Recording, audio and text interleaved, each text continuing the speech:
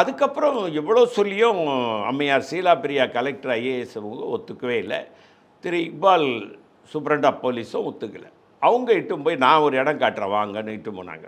அதுதான் இந்த இடம், தலைவர் ராஜீவ் காந்தி இறந்த இடம். அப்போ மரகதம்மா கேட்டாங்க, இது என்ன ரொம்ப முள் பாதெல்லாம் இருக்குது எப்படின்னோடனே அவங்க சொன்னாங்க, நாங்கள் அரசாங்கம் 5 மணி நேரத்தில் நீங்கள் வந்து பாருங்கள் வேறு மாதிரி இருக்கும் இந்த இடம். நாங்கள் அதுக்கப்புறம் நாங்கள் சரி என்ன பண்ணுறது, அந்த இடத்துல பண்ணால் உங்களுக்கு என்னன்னா இல்லை, அவங்க மேடம் ஷீலா பிரியா சொன்ன வார்த்தையை அப்படியே சொல்கிறேன். கலெக்டர் ஷீலா பிரியா கலெக்டர் ஷீலா பிரியா ஏதாவது நடந்தால் அந்த வார்த்தையை அங்கே கோட் பண்ணுறாங்க. 19ஆம் தேதி காலையில் தப்பிப்பதற்கு வழி இல்லை. அங்கே என்னதான் 2 வழியாக்குனாலும் தப்பிக்க முடியாது. இது ஓப்பனாக இருக்குது, எந்த பக்கம் ஒன்றாலும் ஓடி போகலாம், தப்பிச்சிக்கலாம்.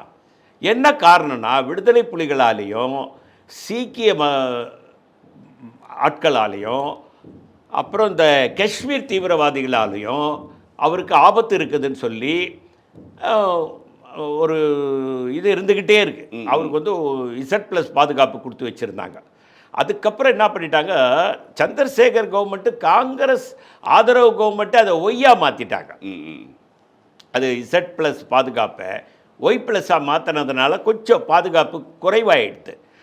அப்போது ஏதாவது நடந்தால் என்ற ஒரு வார்த்தையை உதிர்த்தோடனே நாங்கள் கொஞ்சம் அப்செட் ஆகிட்டோம். எடுத்தோடனே ஏதாவது நடந்தான்றாங்க. சரி ரைட்டுங்க, நீங்கள் எங்களுக்கு கொஞ்சம் சீக்கிரமாக ரெடி பண்ண கொடு. சீக்கிரம் ரெடி பண்ணாங்க. ஏஜே தாஸ் வேகமாக, அவர் வந்து அனுபவமிக்க தலைவர்ன்றதுனால கூட்ட ஏற்பாடெல்லாம் முடிஞ்சு போச்சு, எல்லாம் நடந்துடுச்சு. இது என்ன ஆகி போச்சுன்னா, தலைவர் நாங்கள் கூட்ட ஏற்பாட்டாளரான நான் வந்து அன்றைக்கி கரெக்டாக 4 மணிக்கு தான் அந்த இடத்துக்கு வரேன், 21. அதுக்கு முன்னால் நாங்கள் பழவேற்காடுக்கு பிரச்சாரத்துக்கு போகணும். நான், மரகதம்மா, TL சிவலிங்கன்னு அப்போ ஒரு மாவட்ட தலைவர், வழக்கறிஞர் அவர். போயிட்டு வரும்போது போட்டு வந்து கவுந்து போச்சு. நாங்கள் எல்லாருமே தண்ணிக்குள்ளே போயிட்டோம். அதுக்கப்புறம் நாங்கள்லாம் கொஞ்சம் எங்கள் ஏஜாக இருந்ததுனால போட்டில் ஏறிட்டோம். மரகதம்மா 2வது தடவை முழுகிட்டாங்க. கூட வந்த ஃபிஷர்மேனுங்க போய் தூக்கிட்டு வந்தாங்க. அதுக்கப்புறம் அவங்கள ஆசுவாசப்படுத்தி அவங்கள ஏர்போர்ட்டுக்கு அனுப்பிட்டு நான் நேராக இங்கே வந்தேன். கூட்ட ஏற்பாடுகளை கவனித்தோம்.